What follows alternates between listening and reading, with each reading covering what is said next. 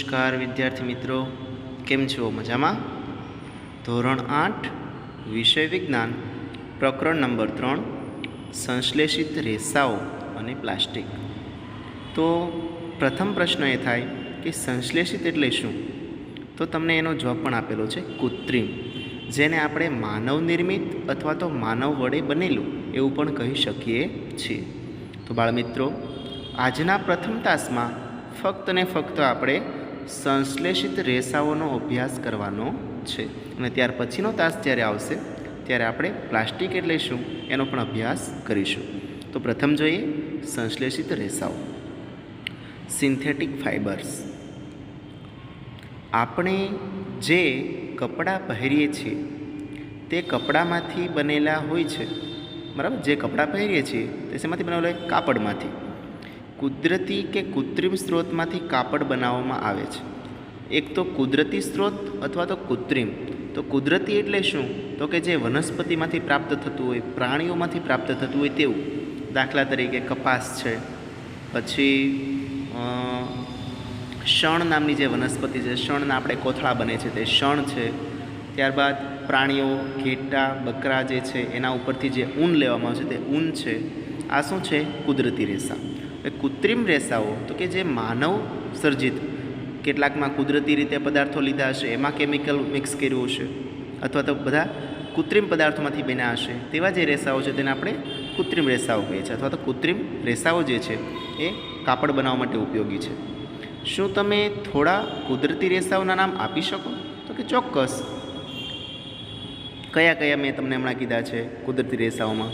કપાસ, શણ, ઊન અને રેશમ, જે કે છે કુદરતી રેસાઓ. ઘર વપરાશની ઘણી વસ્તુઓ જે છે એ બનાવવામાં કાપડનો ઉપયોગ થાય છે. તમે આસપાસમાં તમે વસ્તુઓ જોશો, દાખલા તરીકે તમારા કપડાં તો છે જ, આ ઉપરાંત બારી બારણા પાસે તમે જે પડદાઓ લટકાવો છો તે, પછી દોરી છે, બરાબર? ત્યારબાદ કાસ્કા જે છે એટલે કે દાંતીઓ જેવી અનેક વસ્તુઓ તમે છે જે કાપડમાંથી બનેલી છે, બરાબર? વગેરે.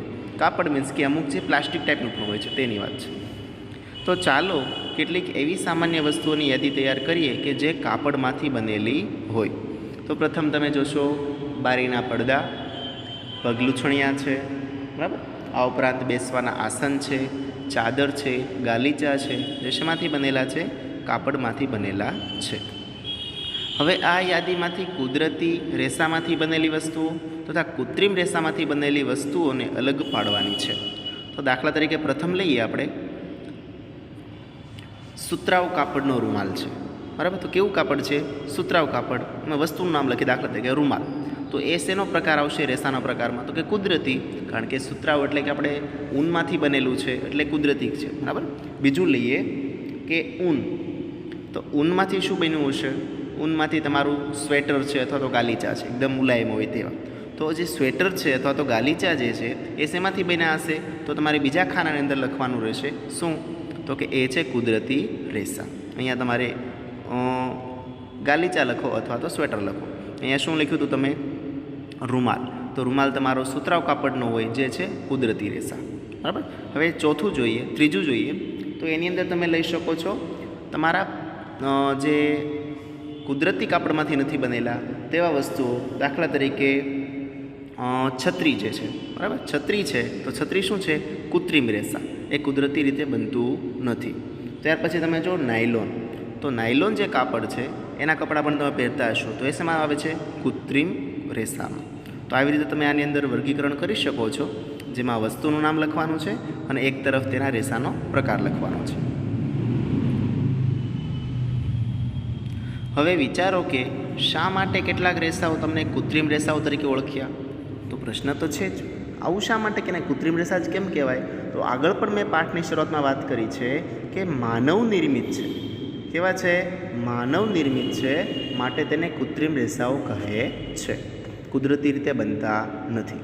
તમે આગળના ધોરણમાં અભ્યાસ કરી ગયા કે કપાસ, ઊન, રેશમ જેવા રેસાઓ વનસ્પતિ કે પ્રાણીઓમાં આવે છે. કઈ કઈ વસ્તુની વાત કરી? કપાસ, ઊન અને રેશમ, જે શેમાંથી મળે છે? વનસ્પતિમાંથી અથવા તો પ્રાણીમાંથી, બરાબર? બીજું, જ્યારે બીજી વસ્તુઓ જોઈએ તો સંશ્લેષિત રેસાઓ માનવી દ્વારા, કોના દ્વારા? માનવી દ્વારા બનાવવામાં આવે છે અને એટલા માટે જ તેને સંશ્લેષિત એટલે કે સિન્થેટિક અને માનવ સર્જિત રેસાઓ કહે છે. સંશ્લેષિત અને માનવ સર્જિત રેસાઓ શા માટે? તો કે કોના દ્વારા બને છે? માનવી દ્વારા, મનુષ્યો દ્વારા બનાવવામાં આવે છે, માટે તેને સંશ્લેષિત અથવા તો માનવ સર્જિત રેસાઓ કહેવાય છે. જો કુદરતી રીતે મળતા હોય તો કુદરતી રેસાઓ કહેવાય, અને જો માનવ દ્વારા બનતા હોય તો કૃત્રિમ રેસાઓ અથવા તો માનવ સર્જિત રેસાઓ. હવે આપણને પ્રશ્ન એ થાય કે સંશ્લેષિત રેસાઓ શું છે? What are synthetic fibres? Synthetic fibres એટલે સંશ્લેષિત રેસાઓ. વોટ એટલે શું છે?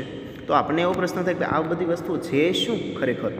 તો તમે દોરામાં પરોવેલી માળાના મણકા એક સમાન ઢાંચા એટલે કે રચના યાદ જ હશે. તમારી પાસે ગળામાં પહેરવાની માળા હોય મોતીઓની, મણકાઓની, તો એ માળા તમે જોઈ છે. કેવી છે? એક સરખી રચના ધરાવે છે, જેની તમને આકૃતિ પણ નીચે આપેલી છે. બરાબર, અહીંયા જે આકૃતિ આપી છે એ માળા. બીજું તો કે અથવા કાગળમાં લગાવવાની યુપિન તમે જોઈ હશે. બરાબર, એ યુપિન છે. અને આકૃતિમાં દર્શાવ્યા મુજબ એકબીજાની સાથે જોડેલી લાંબી સાંકળ જેવી રચનાઓ. હવે કહો કે આ બંનેમાં શું સમાનતા છે? તો તમે અહીં જોશો કે આ યુપિન અને મણકાની માળા બંને કંઈક સળંગ રચના છે. કેવી રચના છે? સળંગ, એકબીજા સાથે જોડાવાની છે. આ મણકાઓ ઘણા બધા ભેગા થયા તો એક મસ્ત રચના બને છે લાંબી. એવી રીતે યુપિન પણ ઘણી બધી જોડાય છે. બરાબર, એ યુપિનમાંથી પણ શું બની છે? એક લાંબી રચના. તો કહેવાનો ભાવાર્થ શું છે? તો આકૃતિ એ અને બી મણકા અને યુપિનથી જોડીને બનાવેલી લાંબી સાંકળ. તો જે સંશ્લેષિત રેસાઓ જે છે એની અંદર પણ એક નાના મણકાઓ અને યુપિન જેવા નાના સમૂહો છે એ એકબીજા સાથે જોડાવાથી શું બને છે? સંશ્લેષિત રેસાઓ બને છે. એટલે કે નાના જે તાતણાઓ છે એ એકબીજા સાથે જોડાવાના છે અને મજબૂતાઈથી જોડાવાના પરિણામે એ સરસ મજાના સંશ્લેષિત રેસાઓ તરીકે બને છે. આગળ વાત કરીએ તો સંશ્લેષિત રેસાઓ પણ નાના એકમો જોડીને બનાવેલી સાંકળ છે. વાત કરીને એ જ પ્રમાણે છે કે નાના એકમો જોડાવાથી શું બને છે? સંશ્લેષિત રેસાઓ. હકીકતમાં એ દરેક નાનો એકમ એ રાસાયણિક પદાર્થ છે. શું કહેવા માગે છે? કે દરેક નાનો એકમ જે છે એ શું છે? રાસાયણિક પદાર્થ છે. આવા ઘણા નાના એકમો જોડાઈને પોલિમર નામનો એક વિશાળ એકમ બનાવે છે. શું બનાવે છે? પોલિમર. એટલે કે ખૂબ જ લાંબી રચના આવી સાંકળ જેવી બને કૃત્રિમ રેસાઓની, ત્યારે એ શું બને છે? પોલિમર. તો એની અંદર નાના રાસાયણિક સમૂહો જોડાઈ જાય છે અને પરિણામે એક સાંકળ જેવી રચના બને છે જેને પોલિમર કહે છે. તો પોલિમરની રચના તમે બાજુના ફોટોગ્રાફ્સમાં જોઈ શકો છો. ગ્રીક શબ્દ અથવા તો ગ્રીક ભાષાના બે શબ્દો પોલી એટલે કે ઘણા તથા મર એટલે કે ભાગ અથવા તો એકમ. તો અહીં ગ્રીક શબ્દ જે છે એની અંદર પોલિમર, પોલી એટલે ઘણા અને મર એટલે કે મણકા અથવા તો ભાગ જે છે એ ઉતરી આવ્યું છે. એના ઉપરથી શું નામ પડ્યું છે? પોલિમર. આમ પોલિમર એ ઘણા બધા પુનરાવર્તિત એકમથી બનેલો હોય છે, જેની રચના તમે બાજુમાં જોઈ શકો છો. પોલિમર કુદરતમાં પણ બનતા જોવા મળે છે. ક્યાં જોવા મળે છે? ઉદાહરણ તરીકે કપાસ એ સેલ્યુલોજ તરીકે ઓળખાતો પોલિમર છે. કોટન જોયું છે ને, કપાસ, એ કપાસની અંદર જે રૂ છે એમાં શું આવેલું છે? સેલ્યુલોજ. બરાબર, સેલ્યુલોજ તરીકે ઓળખાતો પોલિમર છે. સેલ્યુલોજ એ મોટી સંખ્યામાં ગ્લુકોઝના એકમો જોડાવાથી બને છે.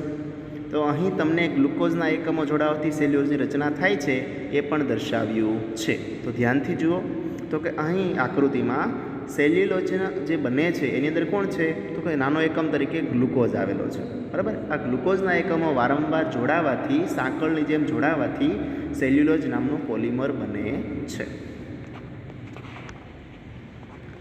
સંશ્લેષિત રેસાઓના પ્રકાર. હવે સંશ્લેષિત રેસા એટલે શું એ તો આપણે સમજ્યા, પણ હવે એના પ્રકાર કેટલા છે એ પણ વાત કરીએ. તો ટાઈપ્સ ઓફ સિન્થેટિક ફાઇબર્સ, જેનો અભ્યાસ આપણે કરીએ તો એની અંદર પ્રથમ છે રેયોન. બરાબર, રેયોન તમે ધોરણ 7માં અભ્યાસ કર્યો છે કે રેશમના કીડામાંથી રેશમના રેસાઓ મેળવવાની શોધ ચીનમાં થઈ હતી. તો કે આપણને ખબર છે કે રેશમનો કીડો જે છે એમાંથી શું ઉત્પન્ન થાય છે? રેશમ, જેની શોધ કયા દેશમાં થઈ હતી? ચીનની અંદર કરવામાં આવી હતી. આ માહિતી લાંબા સમય સુધી ગુપ્ત રાખવામાં આવી, તો કે ગુમ છુપાવવામાં આવી. તો કે આ જે રચના છે રેશમ પ્રાપ્ત કરવાની, તે અન્ય લોકો જાણી ન જાય એટલા માટે તેને ગુપ્ત રાખવામાં, છુપાવવામાં આવી હતી. રેશમના રેસામાંથી મેળવવામાં આવતું કાપડ ખૂબ મોંઘું હતું. કેવું હતું? ખૂબ મોંઘું. અને તે સુંદર, પોતે સૌને આકર્ષતું હતું. કાપડ મોંઘું પણ હતું, સુંદર પણ હતું અને બધાને આકર્ષતું હતું. એટલા માટે કેવું હશે? હંમેશા કિંમતી. 19મી સદીના અંત આસપાસ વૈજ્ઞાનિકો રેશમ જેવા જ ગુણધર્મો ધરાવતા રેસા બનાવવામાં સફળ થયા. લાકડાના માવા પર રાસાયણિક પ્રક્રિયા કરીને આવા રેસા બનાવવામાં આવ્યા હતા. યાદ રાખજો મિત્રો, એ લાકડું જે હતું એના માવામાં, એટલે કે તેનો ભૂક્કો જે છે એના પર કેવી પ્રક્રિયા કરવામાં આવી હતી? રાસાયણિક પ્રક્રિયા કરીને આ રેસા બનાવવામાં આવ્યા હતા. આ રેસાને રેયોન અથવા તો કૃત્રિમ રેશમ તરીકે ઓળખવામાં આવ્યા હતા. તો જો તમને પ્રશ્ન પૂછાય કે રેયોન શેની મદદથી બનાવવામાં આવે છે, તો યાદ રાખવાનું છે લાકડાનો માવા પર રાસાયણિક પ્રક્રિયા કરીને બનાવવામાં આવે છે, જે રેયોન અથવા તો કૃત્રિમ રેશમ તરીકે ઓળખાય છે. બરાબર? કોના જેવું દેખાશે? રેશમ જેવું જ, પણ આ કૃત્રિમ છે, માનવ સર્જિત છે, માટે તેને કૃત્રિમ રેશમ અથવા તો રેયોન કહેવામાં આવે છે. જો કે રેયોન એક કુદરતી સ્ત્રોત લાકડામાં માવામાંથી મળે છે, પરંતુ તે માનવ સર્જિત રેસા જ ગણાય છે.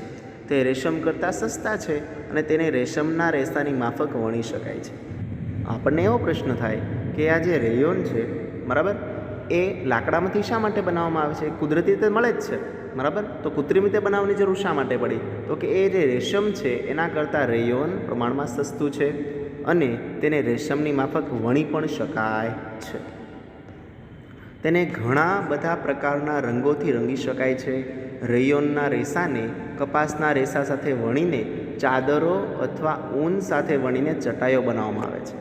પહેલું તો કે તમે જો રેયોનના રેસાને કપાસ સાથે વણશો, બરાબર, તો ચાદરો બનાવી શકાય, અને ઊન સાથે વણવામાં આવે તો ચટાઈઓ બનાવી શકાય. જે પણ તમે અહીં આ ચટાઈ અને આ ચાદર આકૃતિમાં જોઈ શકો છો, જે શેમાંથી બનાવવામાં આવે છે? સંશ્લેષિત રેસાઓ, એટલે કે રેયોનમાંથી. જો રેયોન સાથે કપાસ મિક્સ કરશો તો તમને ચાદર બનશે, અને જો રેયોન સાથે તમે ઊન મિક્સ કરશો, એટલે કે મિશ્રણ કરશો, તો તમને ચટાઈઓ બનાવવાનું કાપડ પ્રાપ્ત થશે. હવે વાત કરીએ તો કે બીજો પોલિમર છે જે પણ કૃત્રિમ રીતે બનાવવામાં આવ્યો છે, જેનું નામ છે નાયલોન. તો અહીં નાયલોન જે છે એ ખમણની વાત નથી બાળકો, બરાબર. તો આપણા મનમાં તો પ્રથમ આવે કે નાયલોન ખમણ, તો કે ના, એ ખમણની અંદર પણ અતિ જટિલ બંધારણ હોય છે, એટલા માટે તેનું નામ નાયલોન પાડ્યું છે. બાકી એનું કંઈ આ સંશ્લેષિત રેસા સાથે કોઈ લેવા દેવા નથી. તો નાયલોન છે એ માનવ સર્જિત છે. કેવું છે?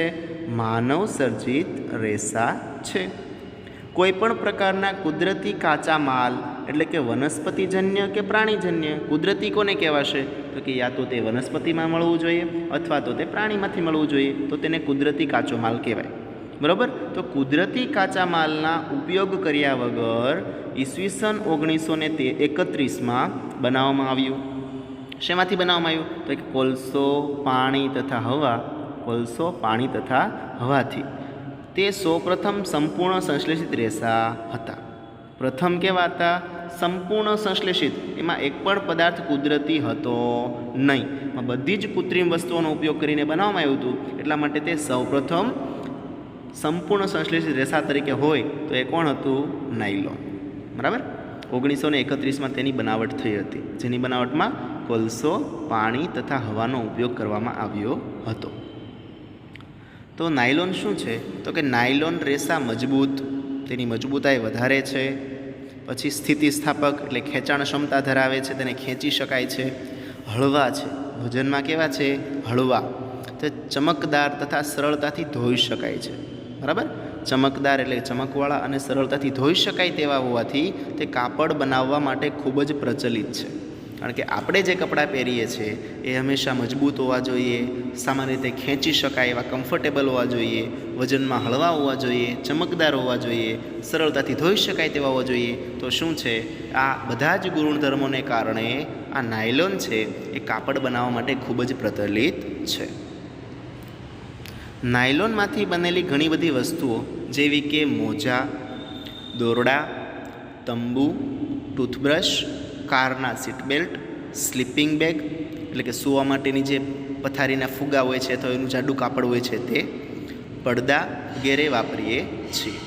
હવે તમને આકૃતિમાં ઘણા બધા ચિત્રો આપ્યા છે, છતાં પણ જે મજબૂત હોવા જોઈએ તેવી જે વસ્તુઓ બનાવવાની છે તે શેમાંથી પ્રાપ્ત થશે? આપણને નાયલોનમાંથી. બરાબર, જે મજબૂત કાપડ છે એટલા માટે તેમાંથી મજબૂત વસ્તુઓ જેવી કે પહેરવાના મોજા, દોરડાઓ, આપણે ટેન્ટ કહીએ છીએ તે તંબુ, ટૂથબ્રશનું જે પેલા રેસાઓ હોય છે ને ઉપરના બ્રશના, બરાબર, એ રેસાઓ બનાવવા માટે. પછી કારના સીટ બેલ્ટ, હવે એક્સિડન્ટ ના થાય અને થાય તો એનાથી સેફટી માટે આપણે પેલા બેલ્ટ કારમાં બેસીને લગાડીએ છીએ, એ બેલ્ટ પણ ખૂબ જ મજબૂત હોય છે. તો સીટ બેલ્ટ, સ્લીપિંગ બેગ એટલે કે સૂવા માટેની જે થેલા હોય છે, હવા ભરીને તમે સૂઈ શકો તે. એના પછી પડદા જે છે એ બધા શેમાંથી બનાવવામાં આવે છે? નાયલોન. આ ઉપરાંત નાયલોન એ પેરાશૂટ તથા પર્વતારોહણ માટેના દોરડા. હવે પેરાશૂટ તો તમને ખબર જ છે કે હજારો ફીટ ઊંચાઈ પરથી કૂદકો મારવાનો અને પેલા શૂટ ફુગા જેવા મારફતે નીચે ઉતરવાનું, તો એ પેરાશૂટ છે. તો પેરાશૂટ તો ખૂબ જ મજબૂત હોવું જોઈએ કારણ કે એને હવા સાથે સંઘર્ષ કરવાનો છે. બરાબર. પછી પર્વતારોહણ માટેના દોરડા, તો કે પેલું રોપ ક્લાઇમ્બિંગ જે કહીએ છીએ ને આપણે, કે ડુંગર ઉપર ચડવાનું હોય જેમાં દોરડાની મદદથી ચડી શકાય. બરાબર. તો એ જે દોરડા વાપરવાના છે એ કેવા હોવા જોઈએ? મજબૂત. તો એ નાયલોનમાંથી બનેલા હોય છે. હવે બુજાભાઈને કંઈક પ્રશ્ન જાગે છે. શું કહે છે બુજાભાઈ? જોઈએ. શું નાયલોન રેસાઓ ખરેખર એટલા મજબૂત હોય છે કે તેમાંથી આપણે પેરાશૂટ અને પર્વતારોહણ માટેના દોરડા બનાવી શકીએ? ચોક્કસ. આ નાયલોન રેસા જે છે એ સંપૂર્ણ સંશ્લેષિત હોવાની સાથે સાથે સ્થિતિસ્થાપક એટલે કે લંબાઈ, ટૂંકમાં એની લંબાઈ વધી શકે છે, ઘટી શકે છે. બરાબર. પછી તેની અંદર મજબૂતાઈનો ગુણ છે, એટલા માટે તેમાંથી તમે પેરાશૂટ પણ બનાવી શકો છો અને પર્વત ઉપર ચડવા માટેના જે દોરડાઓ છે એ પણ બનાવી શકો છો. બનાવવા માટે પણ ખૂબ જ ઉપયોગી છે. કઈ કઈ વસ્તુ? એક તો પેરાશૂટ જેની આકૃતિ તમને અહીંયા આપી છે, બરાબર, અને બીજું છે આ જે રોપ ક્લાઇમ્બિંગ એટલે કે પર્વત ઉપર ચડવા માટેની દોરીઓ છે એ પણ નાયલોનમાંથી બનાવી શકાય છે. હકીકતમાં નાયલોનનો તાતણો એટલે કે રેસો સ્ટીલના વાયર કરતાં પણ મજબૂત છે મિત્રો. શું વાત થઈ? નાયલોનનો જે તાતણો છે એ સ્ટીલના વાયર કરતાં પણ મજબૂત હોય છે. બરાબર. એટલા માટે તે આ પેરાશૂટમાં અને આ રોપ ક્લાઇમ્બિંગ એટલે કે પર્વતારોહણમાં પણ ઉપયોગી થાય છે.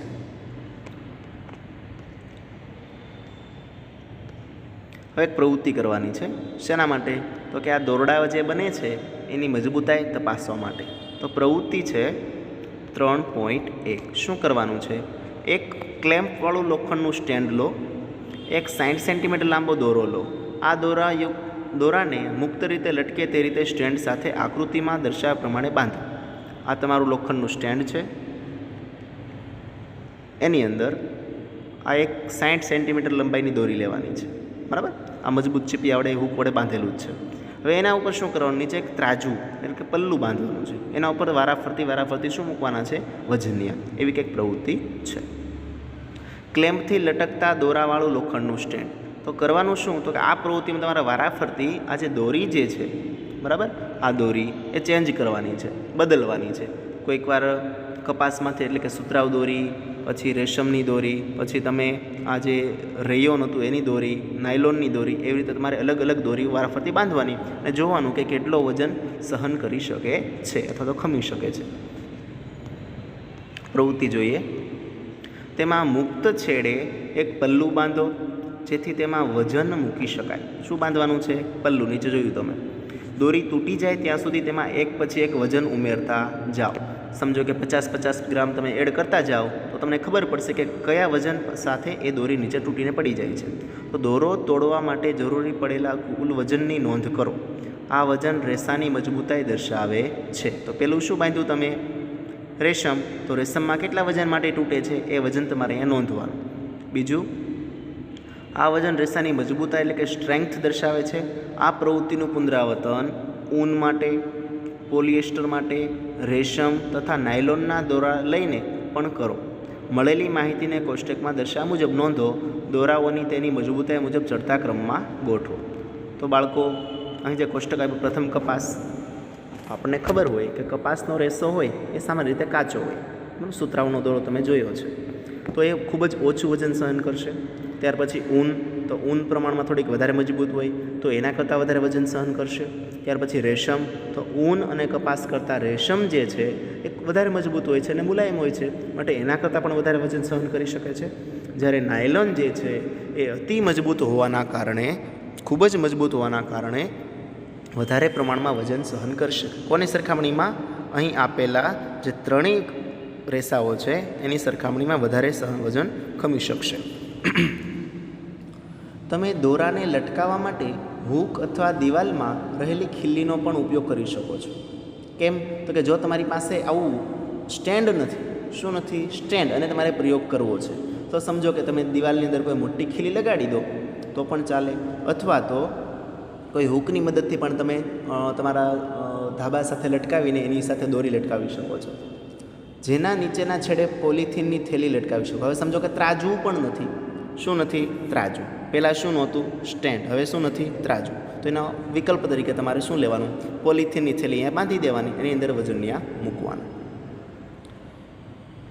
હવે વજનને બદલે તમે એક સરખા કદની લખોટી અથવા તો કાંકરાઓનો ઉપયોગ કરી શકો છો. સમજો કે મારી પાસે આ વજનિયા પણ નથી, તો હું શું કરીશ? તો એની જગ્યાએ એક સરખા કદની લખોટીઓ લઈ શકું અથવા તો કાંકરા લઈ શકું, જેની મદદથી સરખું વજન કરી શકાય. તો તમારે વજન લખવાની બદલે તમારે લખોટી હોય તો લખોટીઓની સંખ્યા, અથવા તો કાંકરા હોય તો કાંકરાની સંખ્યા પણ લખી શકો અને સરખામણી કરી શકો કે કોના વધારે વજન માટે આ દોરો મજબૂત છે. પ્રથમ આપણે જોયું રેયોન, એના પછીનો જોયું આપણે નાયલોન. હવે એના પછીનો પ્રકાર છે પોલિએસ્ટર અને એક્રિલિક. તો હવે બાળ મિત્રો આપણે જોઈએ પોલિએસ્ટર અને એક્રિલિક. એ પણ કૃત્રિમ રેસાઓ જ છે. પોલિએસ્ટર એ અન્ય એક સંશ્લેષિત રેસા છે જેની આકૃતિ તમે બાજુમાં જોઈ શકો છો, જેની અંદર એસ્ટર નામનો સમૂહ હોય. કેવો સમૂહ હોય? એસ્ટર. તો એસ્ટર નામનો જે કૃત્રિમ રાસાયણિક સમૂહ છે એ વારંવાર સાંકળની જેમ જોડાવાથી ઘણા બધા સમૂહ બને છે, એટલા માટે તેને કહેવાય છે પોલી. પોલી એટલે વધારે, અને એસ્ટર એટલે એસ્ટરના સમૂહ. તો પોલિએસ્ટર એ એક સંશ્લેષિત રેસા છે. આ રેસાથી બનતું કાપડ જલ્દી ચોળાઈ જતું નથી, એટલે કે અંદર ગળી નથી પડતી. જો તમે એકવાર ઇસ્ત્રી કરી દો તો તમે 2-3 વખત ધોઈને પહેરી શકો, તો એમાં પણ ગળી પડતી નથી. કડક રહે છે. કેવું રહે છે? કડક રહે છે, મજબૂત. તથા તેને ધોવાનું ખૂબ જ સરળ છે. આ એના ફાયદાઓ છે. કયા કયા? પ્રથમ તો તે કાપડ ઝડપથી ચોળાઈ જતું નથી, તે કડક રહે છે, અને ધોવાનું જે છે એ ખૂબ જ કેવું છે? સરળ. તે પહેરવાના કપડ તરીકે વાપરવામાં ખૂબ જ અનુકૂળ છે. કેમ? તો કે ઉપરના બધા ફાયદાઓ છે, એટલા માટે તે સામાન્ય રીતે પહેરી શકાય છે. પોલિએસ્ટરના શર્ટ તથા વસ્ત્રો પહેરેલા લોકો જોયા હશે. તમે શું જોયા હશે? તો કે પોલિએસ્ટરમાંથી બનાવેલો પેલો ચળકતો શર્ટ હોય એ તમે પહેરેલા જોયા હશે. ટેરિલિન એ ખૂબ જ જાણીતો, હવે કોણ આવ્યું છે? ટેરિલિન એ ખૂબ જ જાણીતું પોલિએસ્ટર છે. પોલિએસ્ટર ચેક કર્યું. પોલિએસ્ટર ઉપરાંત હવે શું આવે છે? ટેરિલિન. એ ખૂબ જ જાણીતું પોલિએસ્ટર છે. તેમાં ખૂબ જ પાતળા રેસા બનાવી શકાય છે, જેથી તેને અન્ય કોઈ પણ તાતણાની માફક વણી શકાય છે. શું લખ્યું છે? યાન. બરાબર.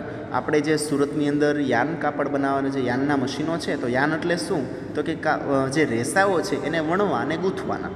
અલગ અલગ રેસા હોય એમાંથી સરસ મજાની ડિઝાઇનવાળું કાપડ બનાવવું, એને તાતણા બનાવ્યા કહેવાય. બરાબર. એ તાતણાની માફક શું કરી શકાય?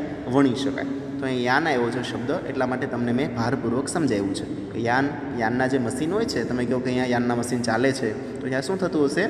કાપડનું નિર્માણ થતું હશે, કુદરતી અથવા તો કૃત્રિમ કાપડ. હવે પહેલી બેનને પ્રશ્ન આવ્યો છે, બિચારા મૂંઝવણમાં છે. શું મૂંઝવણ છે? મારી મમ્મી હંમેશા ખાંડ તથા ચોખાને ભરવા માટે PET પોલીઇથિલિન ટેરેપ્થેલેટ, શું વચાશે એને? એનું ફૂલ ફોર્મ પોલીઇથિલિન ટેરેફથેલેટની બાટલીઓ તથા પીઈટીની બરણીઓ વાપરે છે. મિત્રો, હવે મને થાય છે કે આ પીઈટી શું છે, તો પ્રશ્નનો જવાબ આપું છું, ધ્યાન આપજો કે પીઈટી છે જેને આપણે પોલીઇથિલિન ટેરેફથેલેટ તરીકે ઓળખીએ છીએ. બરાબર. હવે શું ભરવા, તો કે આપણા ઘરમાં રહેલા અનાજ, કઠોળ, એની બરણીઓ જે છે પ્લાસ્ટિકમાંથી બનેલી, તો એ શું છે? પીઈટી. મિત્રો યાદ રાખજો, પીઈટી છે. ત્યાર પછી તમે બરણી પ્લાસ્ટિકની આવે છે તે, અથવા તો બોટલો. હવે પાણી ભરવાની બોટલ જે પ્લાસ્ટિકની તમે લાવો છો ટ્રાન્સપરન્ટ, રંગબેરંગી, તો એ શેમાંથી બનેલી હોય છે? પીઈટીમાંથી. અને એ પીઈટી જે છે એમાંથી બનેલી વસ્તુઓનો ફોટોગ્રાફ્સ તમને બાજુમાં આપ્યો છે. પીઈટી એટલે પોલીઇથિલિન ટેરેફથેલેટ એ પોલીએસ્ટરનું ખૂબ જ જાણીતું સ્વરૂપ છે. કોનું જાણીતું સ્વરૂપ છે? પોલીએસ્ટર. તો પોલીએસ્ટરનું બંધારણ કેવું હોય એનો પણ તમને મેં અહીંયા એક એસ્ટર સમૂહ આપ્યો છે. તો જે એસ્ટર સમૂહનો ફોટોગ્રાફ્સ છે એ એસ્ટર સમૂહ વારાફરતી વારંવાર જોડાય સાંકળ સ્વરૂપે અને લાંબુ બંધારણ બનાવશે, જેને આપણે પોલીએસ્ટર તરીકે ઓળખીએ છીએ. શું બનશે તેમાંથી? તો બરણીઓ, વાસણો, પાતળી ફિલ્મ અને વાયરો તથા બીજી ઉપયોગી વસ્તુઓ આ પીઈટીમાંથી બનાવવામાં આવે છે. બાટલીઓ તો તમને ખબર જ છે, એ બાટલીઓ, વાસણ પણ ઘણા બધા પ્લાસ્ટિકમાંથી બનેલા હોય છે તે, પાતળી ફિલ્મ એટલે પટ્ટી, સરસ મજાની પેલી ફોટોગ્રાફ્સ માટેના પેલા પટ્ટા આવતા હતા ને ફિલ્મ, આછા નાના ફોટા છપાઈ જતા black and white, A film છે. પછી વાયર, તો ટૂંકમાં ઇલેક્ટ્રિસિટી માટેના જે વાયરો છે એમાં પણ તમે આ પીઈટીનું પડ લગાડી શકો છો. બરાબર. જે ઉપરનું કવચ હોય વિદ્યુત અવરોધક હોય, જેનાથી આપણને કરંટ લાગવા દેતા નથી, તો એ જે પડ છે એ પણ શેનું હોય છે? PET, polyethylene terephthalate. આજુબાજુ જોઈએ તો પોલિથીનથી બનેલી વસ્તુઓની યાદી બનાવો. તો તમારે તમારી આસપાસમાં ઘણી બધી વસ્તુ એવી હશે જે પીઈટીમાંથી બની હશે, તો તમારે એવું યાદી બનાવવાની છે કે આ શેમાંથી બનેલી વસ્તુઓ અથવા તો કઈ કઈ વસ્તુઓ પીઈટીમાંથી બનેલી છે. પોલીએસ્ટર, પોલી વત્તા એસ્ટર. પોલી એટલે ઘણા બધા, એસ્ટર એટલે એસ્ટર સમૂહ, એકમ. હકીકતમાં એસ્ટર નામના રસાયણનું પુનરાવર્તનથી બને છે. ઉપર પણ વાત કરી, ફરીવાર ફોટોગ્રાફ્સ તમને નીચે એ જ આપેલો છે કે શું, તો કે એસ્ટર નામનો જે સમૂહ છે તમને જે બાજુમાં આપેલો છે તે જે સમૂહ છે તેના મદદથી શું થાય છે, તો કે એનું વારંવાર રાસાયણિક પુનરાવર્તન થાય છે, પરિણામે શું બને છે? પોલીએસ્ટર. એસ્ટર એ એવા રાસાયણો છે જે ફળોની તેની સુગંધ આપે છે. શું આપે છે? ફળોને તેની સુગંધ આપે છે. સુગંધકારક દ્રવ્ય છે. બરાબર. પોલીકોટ, પોલીવૂલ તથા કેરીકોટ જેવા નામની તેના કાપડ વેચાય છે. પોલિએસ્ટરમાંથી કયા કયા કાપડ બનશે? પોલીકોટ, પોલીવૂલ અને ટેરીકોટ જેવા નામની તેમના કાપડ વેચાય છે. તેમના નામ મુજબ જ તે બે પ્રકારના રેસાઓ મિશ્રિત કરીને બનાવાય છે. તો કે એસ્ટરની અંદર જે પોલિએસ્ટર છે એની અંદર શું મિક્સ કરવાનું? તો પ્રથમ જોઈએ તો પ્રથમ પ્રકાર છે તો એની અંદર પોલીકોટ. પોલીકોટ કોની મદદથી બને? તો પોલીએસ્ટર અને કોટન એટલે કે કપાસની મદદથી જે બને છે એને કહેવાય પોલીકોટ. ત્યાર પછી પોલીવૂલ. તો પોલીવૂલમાં શું હોય? તો કે પોલીએસ્ટર અને વૂલ એટલે કે ઊન. તો જો તમે પોલિએસ્ટરની અંદર ઊનના રેસાઓ મિક્સ કરી આપો, મિશ્રણ કરી આપો, તો તમને પોલીવૂલ પ્રાપ્ત થાય છે.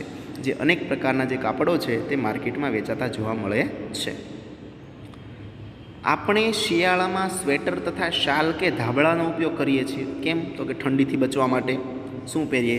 સ્વેટર પહેરીએ, શાલ ઓઢીએ અથવા તો ધાબળાઓનો ઉપયોગ કરીએ. તો આમાંના ઘણા બધા જો કે કુદરતી રેસા જેવા જ દેખાતા હોવા છતાં હકીકતમાં તો કુદરતી રેસામાંથી બનેલા હોતા નથી. આપણે લાગે કેવું? તો કે આ આપણને ઊનમાંથી, જે ઘેટા અને બકરા છે બરાબર, એમની ઊનમાંથી બનેલા હશે એવું લાગે, પણ ખરેખર એમાંથી બનેલા હોતા નથી. કારણ કે જે કુદરતી રીતે રેસાઓમાંથી જે બનેલા કાપડ છે એ ખૂબ જ કિંમતી હોય છે. બરાબર. એટલે સામાન્ય રીતે જે સ્વેટરો તમે મળતા હોય છે માર્કેટમાં એ બનેલા હોય છે કૃત્રિમ રેસાઓ માટે, તેમની કિંમત કેવી હશે? એકદમ ઓછી. તે બીજા એક પ્રકારના સંશ્લેષિત રેસાઓમાંથી બનેલા હોય છે જે એક્રેલિક કહે છે. શું કહે છે? એક્રેલિક. એટલે તમને દેખાશે ઊન જેવું જ, તમારા જે શાલ અને ઢાબળા કુદરતી રીતે બનવા જોઈએ એના જેવા જ દેખાશે, પણ ખરેખર તેમાં કુદરતી રેસા હશે નહીં. કેવા રેસા હશે? સંશ્લેષિત રેસા. બરાબર. એમાંથી જે બને છે એ પ્રકારનું જે કાપડ છે તેને એક્રેલિક કહે છે. કુદરતી રેસામાંથી મેળવેલા ઊન ખૂબ જ મોંઘું હોય છે. શું કીધું? કુદરતી રીતે જે ઊન મેળવાય પ્રાણીઓમાંથી, ઘેટા બકરામાંથી, તે ઊન કેવું હોય છે? ખૂબ જ મોંઘું હોય છે. જ્યારે એક્રેલિક રેસામાંથી બનાવેલું કાપડ પ્રમાણમાં સસ્તું હોય છે. વિવિધ રંગોમાં ઉપલબ્ધ હોય છે, અલગ અલગ રંગ કરી શકાય છે તેને. સંશ્લેષિત રેસાઓ પ્રમાણમાં વધુ ટકાઉ તથા પરવડે તેવી કિંમતો ધરાવતા હોય છે. એટલે કે જે કૃત્રિમ રીતે બનેલા રેસાઓ છે એ વધુ સમય સુધી ટકી શકે છે અને પરવડે એટલે કે આપણને પોસાય તેવી કિંમતમાં પ્રાપ્ત થાય છે, જેના લીધે કુદરતી રેસા કરતાં વધુ પ્રખ્યાત છે. કોના કરતાં? કુદરતી રેસા કરતાં. કારણ કે કુદરતી રેસા મોંઘા છે, ઓછા ટકાઉ છે, તો એની જગ્યાએ કોણ ઉપયોગી થાય છે આપણને અહીંયા? કૃત્રિમ રેસા તરીકે એક્રેલિક. બરાબર. એક્રેલિકની વાત થઈ છે. તમે કુદરતી રેસા અને સંશ્લેષિત રેસામાં દહન એટલે સળગાવવું, એની વાત પણ કરીએ છે. તો એની વાત કરીએ તો જ્યારે આપણે ધોરણ 6ની અંદર પ્રવૃત્તિ કરી ચૂક્યા છીએ તો શું? તો કે તમારું અવલોકન શું હતું? તો તમારે એક કુદરતી રેસો લેવાનો અને એક કૃત્રિમ રેસો લેવાનો. એટલે કે કપાસમાંથી નીકળેલો દોરો લેવાનો અને એક જે છે એ આ કૃત્રિમ પ્રકારના રેસાઓ છે, માનવ નિર્મિત છે, એક એવો રેસો લેવાનો. બરાબર. બંને તાતણાને વારાફરતી સળગાવવાનો. તો તમને શું જોવા મળશે એની વાત કરી દઉં, કારણ કે આનું અવલોકન તમે ધોરણ 6માં કર્યું છે. તો શું થાય? જો કપાસમાંથી બનાવેલું કુદરતી રેસાને તમે સળગાવશો તો સરળતાથી સળગી જશે અને તેમાંથી રાખ મળશે, એમાં કોઈ પણ દ્રવ્ય બાકી રહેશે નહીં. જો તમે સંશ્લેષિત રેસાનું દહન કરશો તો તમને એ પેલા પ્લાસ્ટિકના રસ જેવું દ્રવ્ય પ્રાપ્ત થશે, જે તમારી ચામડી સાથે ચોંટી જાય છે. સમજણ પડે છે? આ તફાવત હતો. તો આગળ જોઈએ તો શું?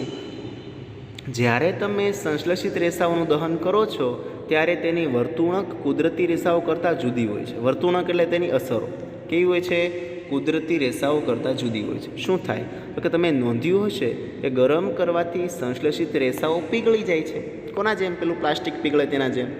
આમ જુઓ તો સંશ્લેષિત રેસાઓના એક ગેરફાયદો છે. આ શું છે તેનો ગેરફાયદો? શા માટે? તો જો કાપડમાં આગ લાગે તો ખૂબ જ નુકસાનકારક છે. શું થાય? કાપડમાં આગ લાગે તો શું થાય? નુકસાન થાય. કાપડ સળગે ત્યારે પીગળીને પહેરનાર શરીર સાથે ચોંટી જાય. જો આપણે એવા સંશ્લેષિત રેસાઓના કપડાં પહેર્યા હોય અને આપણે આગની અંદર આવી ગયા હોઈએ તો શું થશે? આ કાપડ પીગળશે અને આપણી ચામડી સાથે ચોંટી જશે. એટલા માટે જ આપણે રસોડા કે પ્રયોગશાળામાં, શેની અંદર? રસોડા કે પ્રયોગશાળામાં કામ કરતી વખતે સિન્થેટિક કપડાં ન પહેરવા જોઈએ. એટલે મમ્મી શું પહેરે છે રસોઈ બનાવતી વખતે? પેલું કોટનના કાપડમાંથી બનેલું એક વસ્ત્ર, બરાબર, જે સરળતાથી આપણને સેફટી આપે છે, એટલે કે બચાવ કરે છે. બીજું પ્રયોગશાળામાં. તો પ્રયોગશાળામાં જ્યારે વિદ્યાર્થીઓ કામ કરતા હશે અથવા તો કોઈ વૈજ્ઞાનિક કામ કરતો હશે તો પોતે કોટનમાંથી એટલે કે કપાસમાંથીના જે રૂમાંથી બનેલા રેસાઓ છે એનાથી બનેલું પેલું એપ્રન પહેરશે. એપ્રન એટલે સફેદ કલરનું એક વસ્ત્ર. બરાબર. જે એપ્રન શું કરે છે? તમને આગ સામે બચાવે છે અથવા તો જે રસાયણો છે રાસાયણિક પ્રયોગશાળાની અંદર એનાથી તમને સહાય કરે છે, એટલે કે તેને સેફટી આપે છે. આગળ જોઈએ. હવે પાછા પેલા બેન આવી ગયા છે. શું કહે છે જુઓ. અરે હા, તમને આશ્ચર્ય થયું શું? હવે મને સમજાયું કે શા માટે મારી મમ્મી રસોડામાં કામ કરતી હોય ત્યારે ક્યારેય પોલિસ્ટરના કપડાં પહેરતી નથી. કેમ નથી પહેરતા? તો કે ઉપર જે આપણે વાત કરી છે એના માટે. દરેક સંશ્લેષિત રેસાઓ પેટ્રોલિયમ પેદાશો કે જેને પેટ્રોકેમિકલ્સ કહેવાય છે તેના કાચા માલમાંથી પર ઘણી બધી રાસાયણિક પ્રક્રિયાઓ કરીને બનાવવામાં આવે છે. તો પ્રથમ તો આપણા માટે નવો શબ્દ છે પેટ્રોલિયમ. તો શું થાય? તો કે જ્યારે ભૂમિના એટલે કે જમીનની અંદર ઊંડું ખોદકામ કરવામાં આવે અને જે રાસાયણિક દ્રવ્ય કરોડ સ્વરૂપે કાળો એકદમ કદડા સ્વરૂપે જે દ્રવ્ય પ્રાપ્ત થાય છે એને પેટ્રોલિયમ કહે છે. પછી આ પેટ્રોલિયમ જે છે એને રિફાઇનરીઓમાં મોકલવામાં આવે અને ત્યાં તેનું શુદ્ધિકરણ કરવામાં આવે ત્યારે જે અંદરથી રહેલા દ્રવ્યો છે, બાકીના રહેલા દ્રવ્યો, એમાં પેટ્રોકેમિકલ્સ કહેવાય. શું કહેવાય? પેટ્રોકેમિકલ્સ. કારણ કે પેટ્રોલિયમમાંથી પ્રાપ્ત થયેલા રસાયણો છે. તો એમાંથી જે કાચો માલ પ્રાપ્ત થાય છે એના ઉપર ઘણી બધી રાસાયણિક પ્રક્રિયા કરવામાં આવે છે અને આપણને પ્રાપ્ત થાય છે. કઈ વસ્તુઓ? રાસાયણિક સંશ્લેષિત રેસાઓ અથવા તો કૃત્રિમ રેસાઓ કઈ રીતે બને છે? આ પેટ્રોકેમિકલ્સ નામના દ્રવ્યોમાંથી આપણને પ્રાપ્ત થાય છે. આગળ જોઈએ તો હવે આપણે સંશ્લેષિત રેસાઓની વાત કરી દીધી, તેના ઉદાહરણો જોઈ લીધા, તેની મદદથી કઈ કઈ વસ્તુઓ બને છે એ વસ્તુ જોઈ લીધી. પણ હવે આ જ રેસાઓ કેમ આપણને ફાયદો કરે છે, એવી તો શું લાક્ષણિકતાઓ છે, એવા તો એના શું ગુણધર્મો છે, એની ચર્ચા આપણે હવે કરીશું. તો 3.3 સંશ્લેષિત રેસાઓના ગુણધર્મો, કેરેક્ટરિસ્ટિક્સ ઓફ સિન્થેટિક્સ ફાઇબર્સ. બરાબર, કેરેક્ટર એટલે તેના ગુણધર્મો, એની વાત કરીએ. માની લો કે વરસાદ આવી રહ્યો છે, તમે કેવા પ્રકારની છત્રી વાપરશો, શા માટે? હવે છત્રી હોય એ કેવી હોવી જોઈએ? તો કે પાણી અંદર ન પડવા દે તેવી, આપણને વરસાદથી બચાવે તેવી. તો એવા રેસાઓ આપણે એવા રેસાઓની મદદથી છત્રી બનાવવી જોઈએ કે જેનાથી તેની અંદર પાણી પ્રવેશી શકે નહીં. તો દાખલા તરીકે રેયોન. તો રેયોન નામનું જે સંશ્લેષિત રેસા છે તેમાંથી છત્રી બનાવવામાં આવે છે. સંશ્લેષિત રેસાઓની અન્ય ખાસિયતોના કારણે તે પહેરવાના કાપડ તરીકે ખૂબ જ લોકપ્રિય છે. એની ઘણી બધી એવી ખાસિયતો છે જેના માટે શું છે, તે પહેરવાના કાપડ એટલે કે આપણે જે કપડાં પહેરીએ છીએ તેના માટે લોકપ્રિય છે. ઝડપી સુકાઈ જાય, યાદ રાખજો, પહેલો ગુણધર્મ, તે ઝડપથી સુકાય છે. બીજું, ટકાઉ છે એટલે કે ઝડપથી તૂટી જતા નથી, ફાટી જતા નથી. ઓછા ખર્ચાળ છે એટલે ઓછી કિંમતમાં પ્રાપ્ત થાય છે. સરળતાથી ઉપલબ્ધ છે, કોઈ પણ દુકાને સરળતાથી તમને આ સંશ્લેષિત રેસાના કપડાઓ મળી જાય છે. ત્યાર પછી સાચવવા સહેલા છે, એને સાચવવા માટે બહુ ધ્યાન રાખવું પડતું નથી. બરાબર, તો આ અનેક ગુણધર્મો છે જેના કારણે આ સંશ્લેષિત રેસાઓ છે એ આપણને અત્યંત ઉપયોગી છે અને આ તેના ગુણધર્મો છે. નીચેની પ્રવૃત્તિ કરીને જાતે જ જોઈએ. શું પ્રવૃત્તિ છે જુઓ. અંદાજે અડધો ચોરસ મીટર એક સરખા કદના કાપડના બે ટુકડા લેવાના છે. કેટલા? અડધો ચોરસ મીટર. તો તમે ઓરસ ચોરસ જુઓ તો આવી રીતે બંને બાજુ અડધું અડધું ફૂટ થતું એવી રીતે ટુકડો લેવાનો છે. હવે કેટલા ટુકડા લેવાના છે? 2. તમારે આવા 2 ટુકડા લેવાના છે. શું કરશું આગળ? જેમાંથી એક કુદરતી રેસાનો ટુકડો લેવાનો, તો બીજો છે સંશ્લેષિત રેસામાંથી બનેલો હોવો જોઈએ. એક કુદરતી એટલે કે કપાસ છે, ઊન છે, રેશમ છે એની અંદર, અને બીજું સંશ્લેષિત તો તમે રેયોન લઈ શકો, નાયલોન લઈ શકો, બરાબર, એક્રેલિક લઈ શકો, કોઈ પણ કાપડનો રેસાનો બનેલો ટુકડો.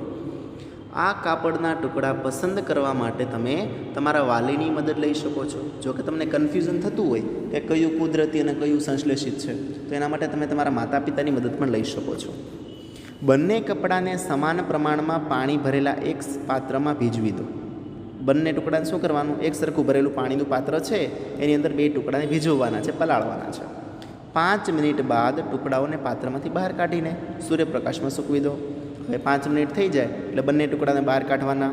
પછી ક્યાં સૂકવવાના? સૂર્યપ્રકાશની અંદર. બંને પાત્રમાં બચેલા પાણીના પ્રમાણની સરખામણી કરો. હવે જે 2 પાત્ર હતા એ બંને પાત્રમાં શું કરશો તમે? માં કેટલું પાણી રહ્યું છે એની સરખામણી કરવાની.